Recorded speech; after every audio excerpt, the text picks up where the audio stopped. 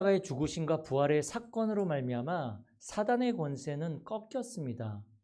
그러나 권세는 꺾였지만 그 존재는 죽지 않고 여전히 살아 있습니다. 어느 때까지 살아 있냐면 이 세상 끝날에 이 사단을 무적행 속으로 집어넣는 거죠. 그러면서 그때까지 이 사단은 살아서 불신자에게는 아비 노릇을 하고 신자들은 자꾸 속이는 거죠. 속여서 무너뜨립니다.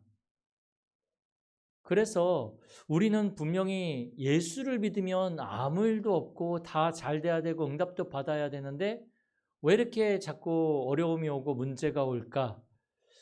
그리고 심지어도 보면 목사들도 이렇게 보면 목사들도 이상하게 목사인데도 불구하고 죄를 짓고 이상하게 타락하고 보니까 무너지거든요.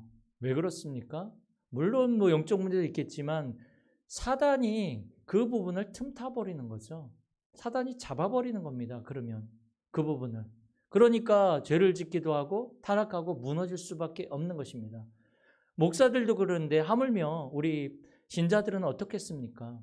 그래서 중요한 것은 뭐냐면 우리를 공격하고 무너뜨리는 존재가 분명히 있다는 것을 알아야 됩니다. 그것을 예수님은 오늘 강한 자라고 이렇게 비유를 들어서 표현하고 계시죠. 강한 자. 그래서 예수님이 어떻게 표현을 하고 계시냐면 도둑이 우리 이슬 집사님의 집에 들어가서 뭘 훔쳐야 되는데 이슬 집사님보다는 강해야 됐잖아요. 이슬 집사님 주짓수 해가지고 되게 싸움 잘하거든요. 그 유빈이가 만만히 보면 안 돼요. 집사님 주짓수 해가지고 한번 목 잡히면 끝나버려요. 이슬 집사님보다 더 잘해야 돼.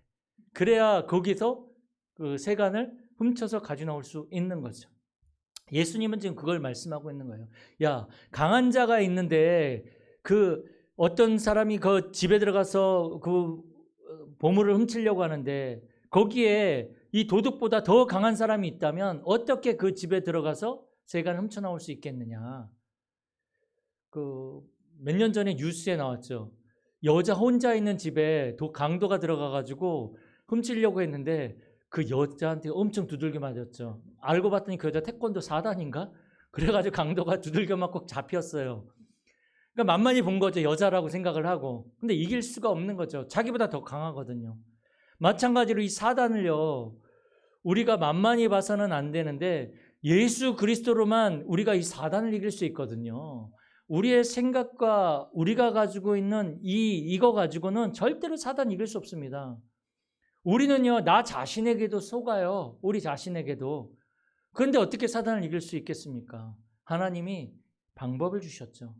즉 예수 그리스도 이름으로 사단의 권세를 꺾었으니까 그리스도로 주인 삼을 때, 그리스도로 충만할 때 이 사단을 이길 수가 없는 거예요.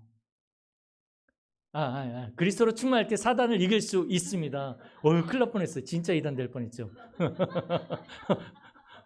네.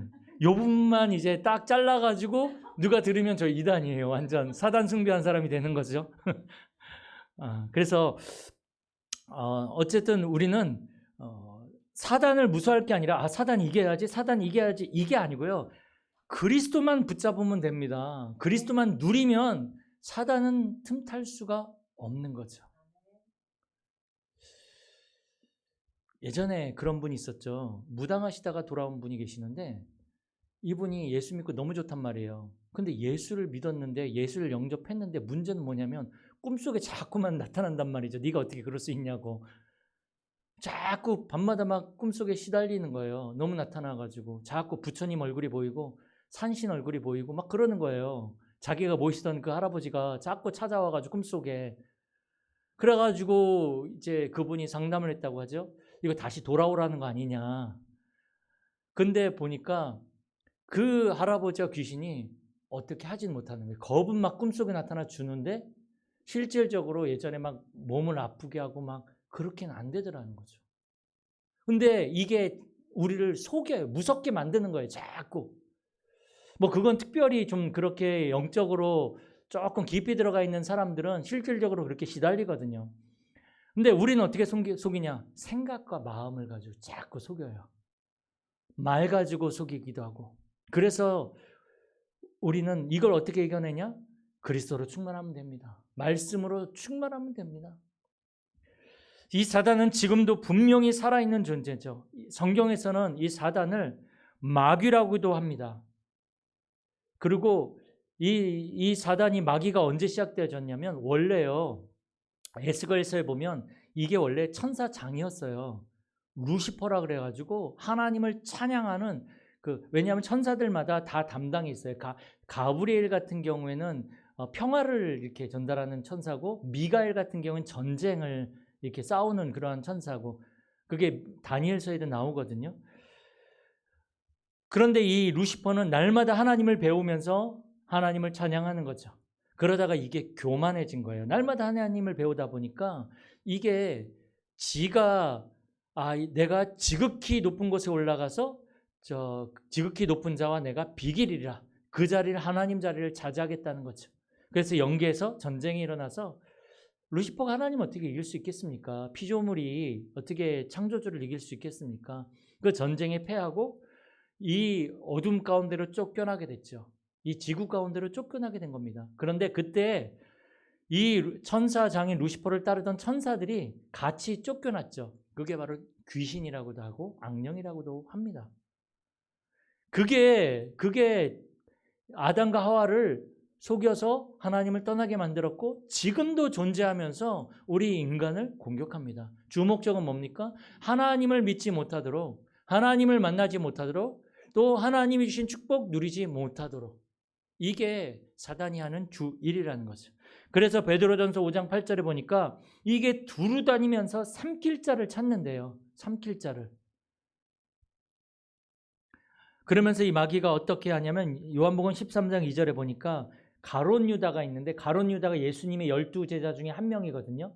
그런데 성경엔 분명히 기록하고 있습니다. 마귀가 가롯 유다의 마음에 예수를 팔려는 생각을 집어넣었다 그랬습니다.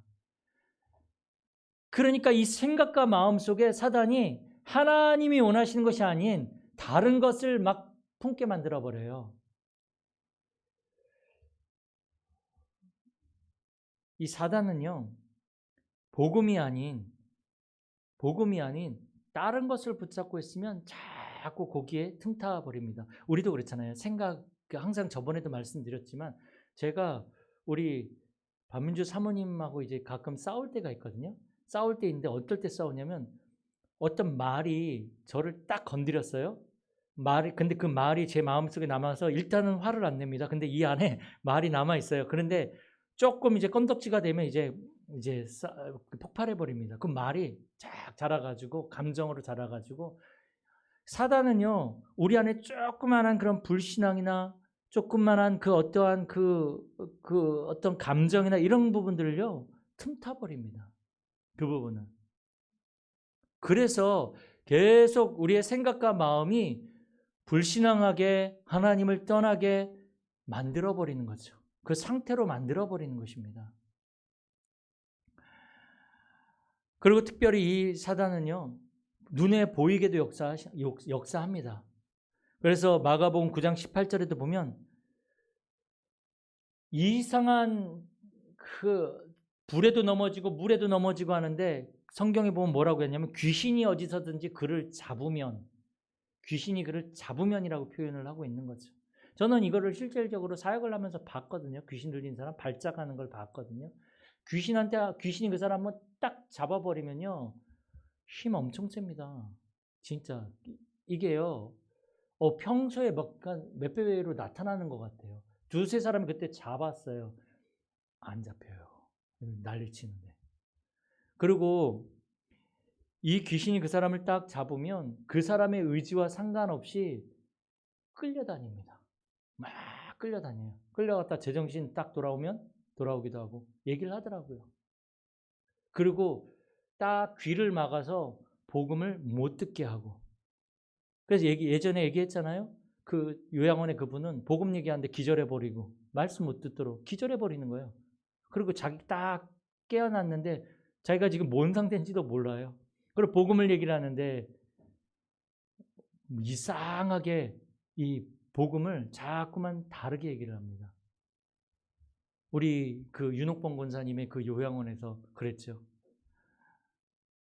하여튼 복음만 못 듣게 하는 거죠. 그래서 예수님이 이것을 표현할 때 어떻게 표현을 하셨냐면 마태복음 13장 25절에 보면 이 사단이 우리의 마음속에 와서 자꾸 뭘 심는데요. 그걸 이제 가라지로 표현하고 있습니다. 그 피를 뽑는다 그랬잖아요. 곡기 농사를 지으면 피를 뽑는데 이 사단이 와서 일부러 그 가라지를 그 속에 제대로 추수하지 못하도록 가라지를 막 뿌리는 거예요.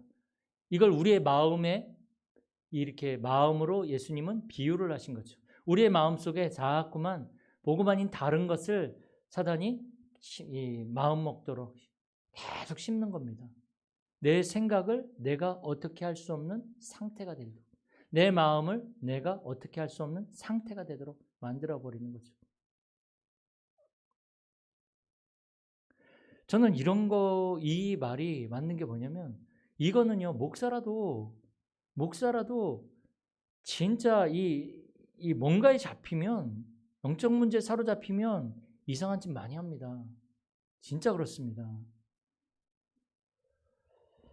사단은 목사고 집사고 장로고 권사고 다 필요 없습니다. 복음 아니면 딱 그 사람을 붙잡습니다. 그리고 오늘 성경에 보니까 22절에 분명히 표현하고 있죠. 귀신 들려 눈 멀고 말 못하는 사람. 그러니까 병에 걸려서 이렇게 뭐 아프고 눈 멀고 뭐 고열이 생겨가지고 이렇게 귀도 이렇게 잃은 사람도 있습니다. 모든 병이 다 귀신 들려서 그런 건 아니에요. 그런데 성경에서 얘기할 때 귀신 들려서 눈 멀고 말 못하는 사람이 있다라고 표현하고 있습니다. 그러니까 병원에 가서 사실 병명이 안 나오는데 아픈 모든 부분들은 좀 영적인 데서 왔다라고 생각을 하시면 됩니다. 예전에 굉장히 그 몸이 아픈 분이 있었어요. 그 집사님이셨는데 이분이 몸이 되게 아파요. 근데 이분이 같이 저하고 기도를 하는데 기도가 끝나고 나서 몸이 나버린 거예요. 그게 이해가 되겠습니까? 근데 저는 뭐 제가 알아요. 자기가 자기 입으로 얘기를 하니까 알지. 집사라도 몰라요. 이 영적인 부분들은. 그런데 실질적으로 예수님을 영접하고 나니까 영적으로 온 질병들은 치유가 되더라는 거죠. 사단이 단순히 영적인 세계를 장악하고 있지만, 영적인 그런 것도 가지고 공격하지만 우리들의 삶을 가지고도, 우리의 육신을 가지고도 우리를 공격한다는 사실을 우리는 분명히 알아야 합니다. 이 사단, 이 강한 자를, 이게 영적인 존재인데, 이게 하나님을 대적하고 영계에서 싸움을 했던 존재인데 이걸 어떻게 우리 힘으로 이길 수 있겠습니까? 그 표현 많이 하셨죠. 만약에 태권도 5단인 그 태권도 사범이요, 태권도 5단인 이 사범이 갑자기 타락해서 조폭이 됐어요? 그 태권도 4단의 실력이 없어집니까? 안 없어집니다. 그 실력은 그대로 가지고 있는 거죠. 이 사단이 어마어마한 능력을 가지고 있단 말이에요. 그런데 이거를 어떻게 우리의 열심과 우리의 선행과 종교로 이길 수 있겠냔 말이죠. 그걸 가지고는 쫓아낼 수가 없는 거죠.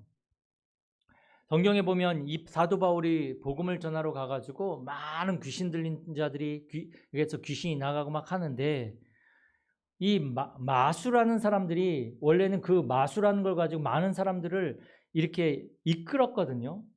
그런데 바울이 하는 것을 보니까 굉장하거든요. 그래서 자기도 흉내를 낸다고 하는데 안 되는 거죠. 인간의 그 능력 가지고는.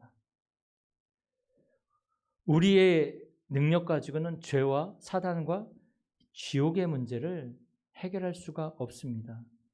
이것을 해결할 수 있는 유일한 방법은, 이 강한 자를 결박할 수 있는, 이길 수 있는 유일한 방법은 예수님만 가능합니다. 그래서 요한일서 3장 8절에 보니까 예수님이 십자가에서 죽으시고 부활하심으로 말미암아 마귀의 일을 멸하셨다 그랬습니다. 마귀를 멸하신 게 아니라 마귀의 일을 멸하신 거예요. 마귀는 살아 있습니다. 마귀의 일이 뭡니까? 우리를 실패시키고 하나님 만나지 못하게 만들고 또 제대로 믿지 못하게 만드는 것이 마귀의 일이겠죠. 그리고 예수님은 사도행전 10장 38절에 보면 마귀에게 눌린 자를 고치셨다 그랬습니다. 마귀에게 눌린 자. 의외로 눌린 사람들 굉장히 많습니다. 이제 사역을 할 때 이렇게 보면 진짜요. 예전에도 얘기했죠. 뭐 간증거리가 자꾸 재탕해서 죄송하지만 제가 알고 있는 누나가 밤마다 귀신한테 피를 빨려요. 근데 이 드르륵 문 열고 피투성이 된 사람이 딱 들어와가지고 자기를 위에 딱 넣고 목에 피를 빤대요. 그런데 이 누나는 만나면 고기 먹어요. 왜냐하면 피가 모자라대요. 얼굴이 하얘요 또. 진짜 실질적으로 창백해요. 그러니까 진짜 시달리는 거죠. 한마디로 말해서. 근데 이 누나가 무당이 부엌칼을 이 베개에 놔두고 자라고 자면 괜찮다 그래가지고 진짜 부엌칼을 이 베개 밑에다 놓고 잤더니 드르륵 문 열고 들어오다가 다시 드륵 닫고 나가더라는 거죠. 근데 이 누나가 진짜 교회 열심히 다니던 사람이거든요. 청년의 큰 교회, 청년의 어디야? 인천에 가면 계산동에 계산교회라고 있거든요. 왜냐하면 제가 사귀던 사람이 거기에 다녀가지고 그 언니가 거기에 청년회 회장이었어요. 굉장히 큰 교회입니다. 거기 청년회 회장이었어요. 그런데 시달려가지고 그러고 있는 거죠. 제 눈도 지금 저하고 눈 마주쳐도 안 아프죠. 근데요 아프대요. 광선이 나간대요 제 눈에서. 저는 모르는데. 근데 어쨌든 그렇게 마귀에게 눌리는 사람들이 있습니다. 이거 실질적으로 이게 이론이 아니고 실질적으로 제가 만나봤어요. 이걸 어떻게 예수님이 이 눌린 자들을 고치셨다 그랬거든요. 근데 예수님 영접 진짜 안 하더라고요. 영접을 못 하더라고요. 일반적인 사람들은 다 하는데 조금 진짜 마귀에게 눌린 사람이라든지 잡힌 사람이라든지 이런 사람들은 영접 진짜 못합니다. 진짜 힘들어요.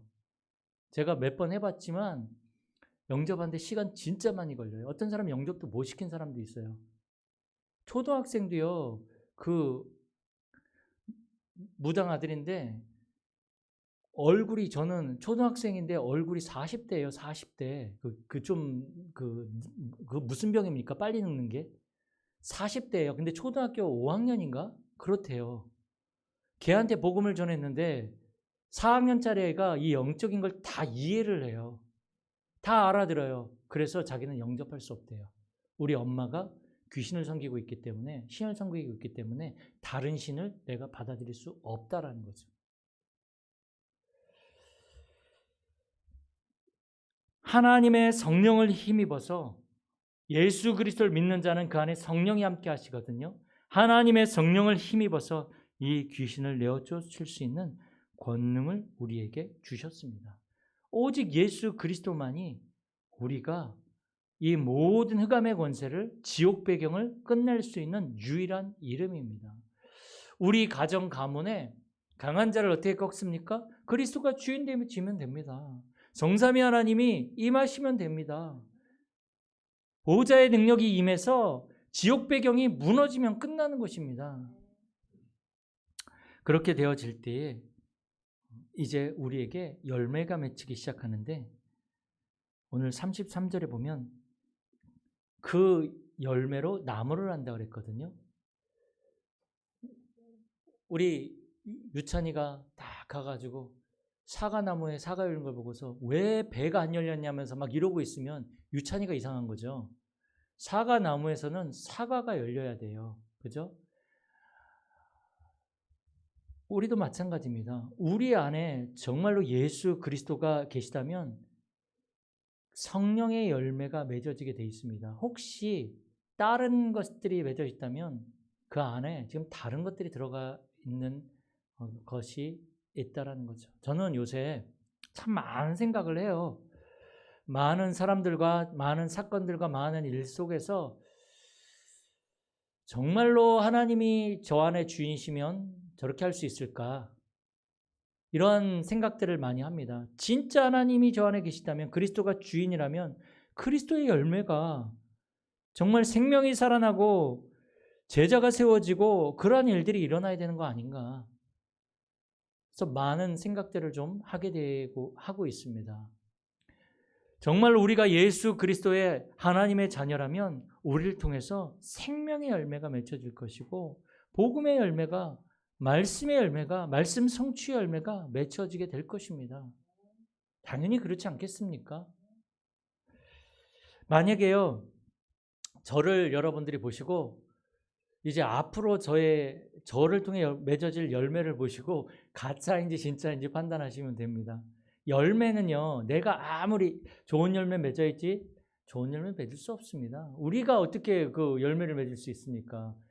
그 나무 자체가 사과나무여야지만 사과가 열리고, 귤나무여야지만 귤이 열리고, 정말로 내가 예수 그리스도로 말미암아 하나님의 자녀가 되어지고 성령이 나와 함께 하신다면 성령의 열매가 맺어지게 되어 있습니다.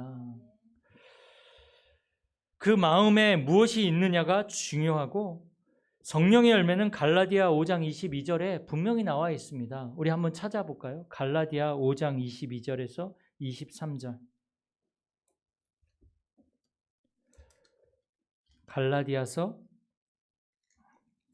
갈라디아서는 신약성경 301면입니다. 신약성경 5장이니까 307면입니다. 제 성경으로 307면이고요. 성령의 열매에 대해서 분명히 말씀하고 있거든요.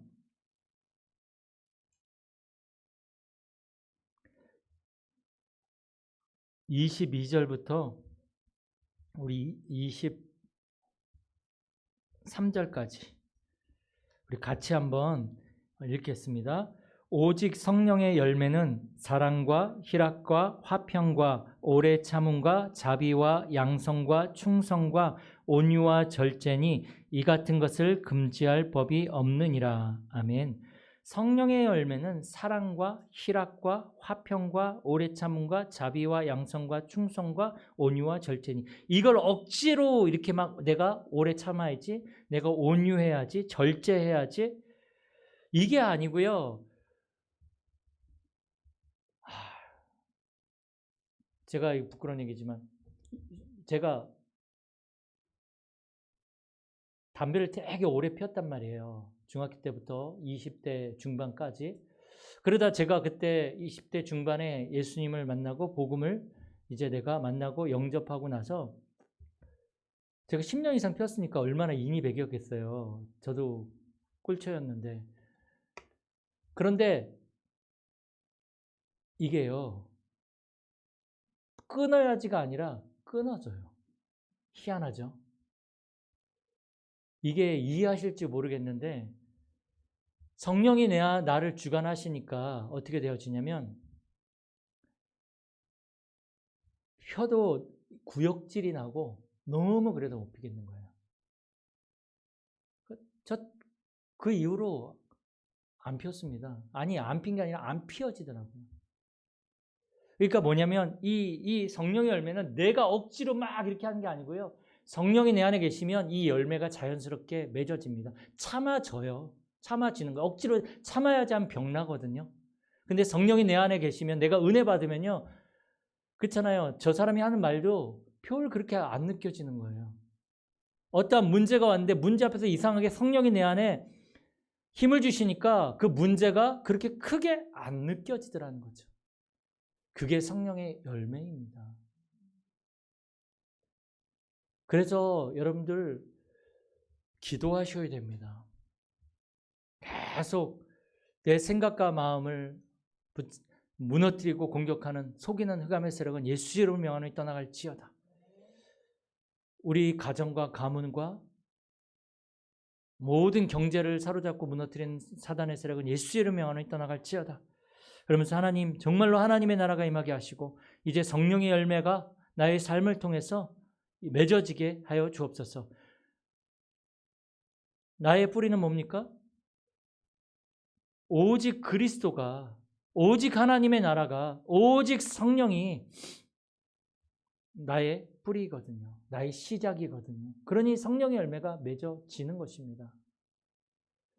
이번 한 주간에 그 응답을 누리는, 진짜 강한 자가 결박되어지는 그 응답을 누리는 우리 모든 성도님들이 되어지기를 축복합니다.